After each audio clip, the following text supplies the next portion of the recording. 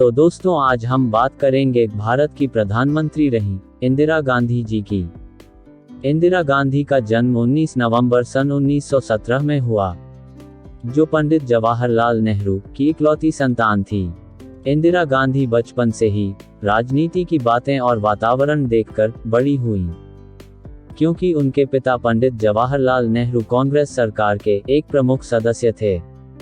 उनके पिता उत्तर प्रदेश के इलाहाबाद से एक धनी बैरिस्टर थे तथा स्वतंत्र संग्राम के एक लोकप्रिय नेता रहे। इंदिरा गांधी बचपन से ही देशभक्ति की भावना हृदय में रखती थी।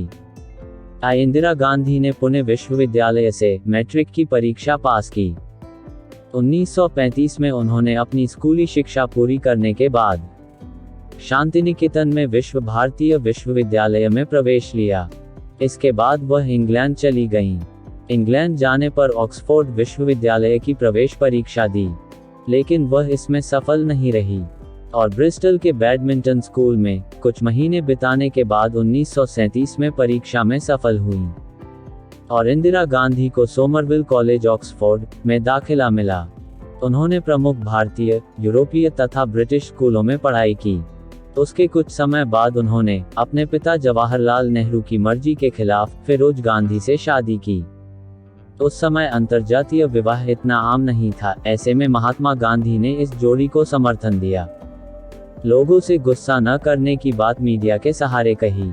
1959 और 1960 के दौरान इंदिरा जी कांग्रेस की अध्यक्ष चुनी गईं। लाल बहादुर शास्त्री और इंदिरा गांधी जी हरित क्रांति को भारत में लाए। नेहरू युग में अंतिम वर्ष में खाद्यान्न में संकट आने लगा और खाद्यान्न में कमी आने के कारण राज्य में दंगे होने लगे। इसलिए हरित क्रांति की योजना उपज को बढ़ाने के लिए लाई गई।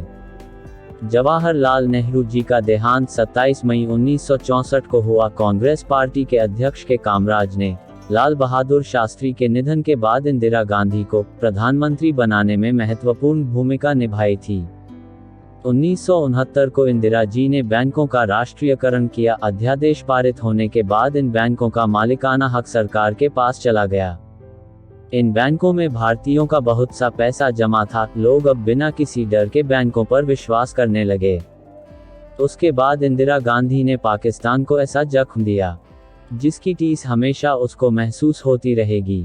पाकिस्तान के लिए यह जख्म 1971 के बांग्लादेश युद्ध के रूप में था, जिसके बाद पाकिस्तान के दो टुकड़े हो गए और पाकिस्तान से टूटकर नया देश बना, जिसका नाम बांग्लादेश था। उसके बाद भारत और पाकिस्तान के बीच युद्ध हुआ, जिसमें न सिर्फ पाकिस्तान की शर्मनाक हार हुई, बल्कि उसके 90,000 सैनिकों को भारत ने बंदी बनाया था। इंदिरा जी को इंडिया की आयरन लेडी भी कहा जाता है। उसके बाद 18 मई 1974 भारतीय इतिहास का अहम दिन था। इसी दिन भारत ने पोखरण में परमाणु परीक्षण करके दुनिया को हैरत में डाल दिया था।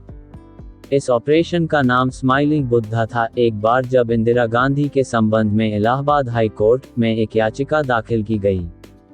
हाई कोर्ट ने इंदिरा गांधी के खिलाफ फैसला दिया।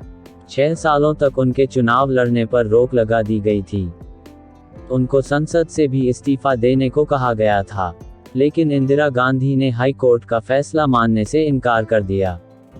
उसके बाद देश भर में विरोध प्रदर्शन होने लगे और उनसे इस्तीफे की मांग की जाने लगी। इस सब को देखते हुए इंदिरा गांधी ने 25 जून 1975 को आपातकाल लगा दिया और बड़ी संख्या में विरोधियों के गिरफ्तारी का आदेश दिया। भारतीय लोकतंत्र में इस दिन को काला दिन कहा जाता है।